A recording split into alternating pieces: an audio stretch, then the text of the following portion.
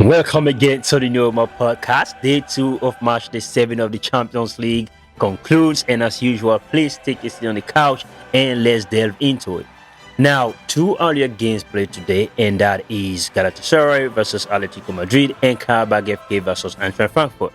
Now, I was here and there, to be honest, okay, but the other seven games, I was just getting notifications of the scores because I choose to focus on Marseille versus Liverpool. And believe it or not, right, it's impossible to divide your attention and you're watching two games now. You're not really gonna be super entertained. So it's a matter of choice. And I think that game on paper was supposed to be really entertaining. And I think it was. All right. So that was my choice. But let us run through the other games really quick.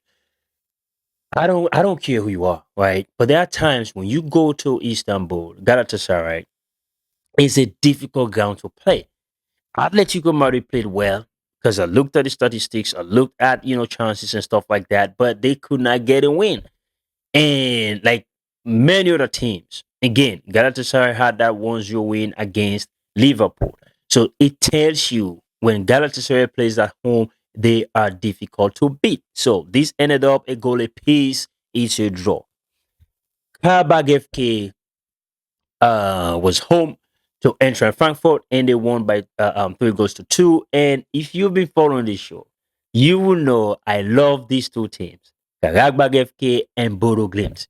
I don't care what you will say, but I'm kind of rooting for these teams. Okay, now it's gonna be difficult for Karabag FK. They are currently sitting in that playoff zone, but they will be going to Anfield, and Liverpool will have to win as well to secure the position in that top eight. So it's gonna be tough.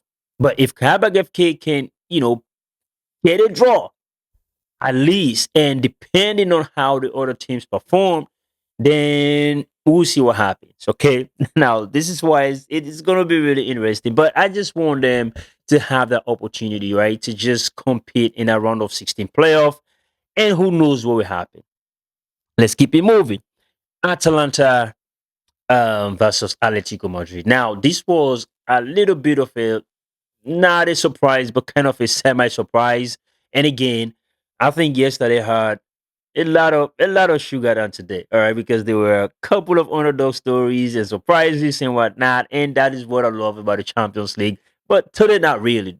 Today, the big boys, they stepped up, they showed up, they took care of business. But this was kind of, semi-surprising, like I said, because Atalanta was sitting really tight, right?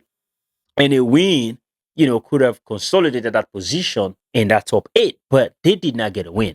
They lost to Athletic Bilbao and they were home. So they were defeated 3 goals to 2. And like I said, it's kind of surprising. They took the lead, and I'm like, oh, okay. They would just go on and take your business, but they did not. They did not. Athletic Bilbao played really well, and Bilbao started the Champions League. They were struggling. Of course, domestically, they are struggling. But that win against Atalanta have given them an opportunity to see if they can also sneak into that playoff zone. That is why match day 8 is going to be really interesting. Whatever you do, if you have time, do not miss it. Wednesday is going to be really, really, really crazy. So you don't want to miss that. So for Athletic Bilbao, that win actually put them right in that position where they will see whether they will, just take advantage of that opportunity to sneak in to that playoff round of 16. Let's keep it moving.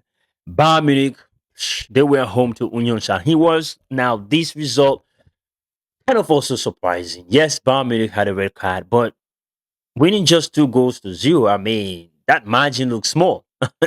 Let's be honest. I mean, no disrespect to teams like, Union Sahin was, Kaira Almaty, or how you call it, Powerful FC, it's football, right? And Bayern Munich is a European giant. Okay, so that is kind of expected. But any fact, they missed a penalty. So could have been 4, could have been 5. That was what I was expecting, regardless.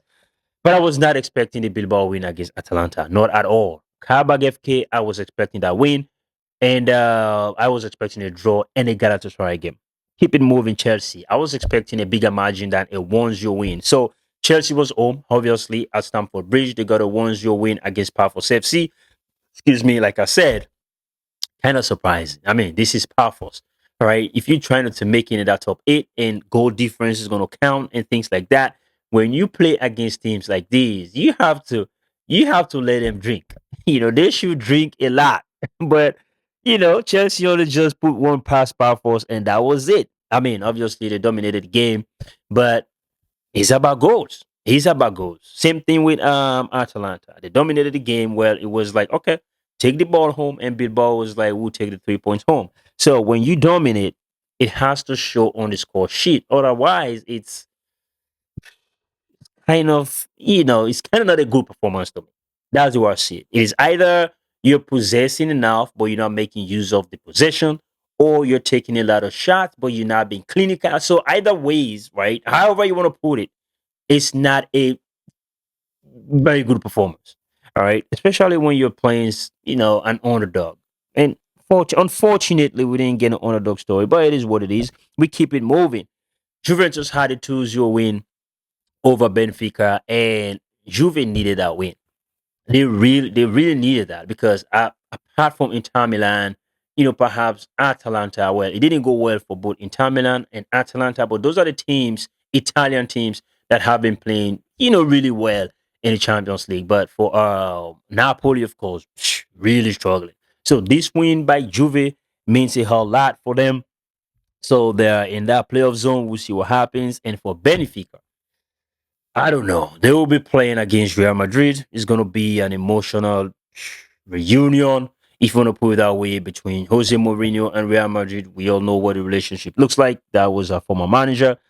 Now, they'll also need to win to, just get an opportunity to see if they could get in that playoffs. And like I said, whatever you do, you don't want to miss match day 8.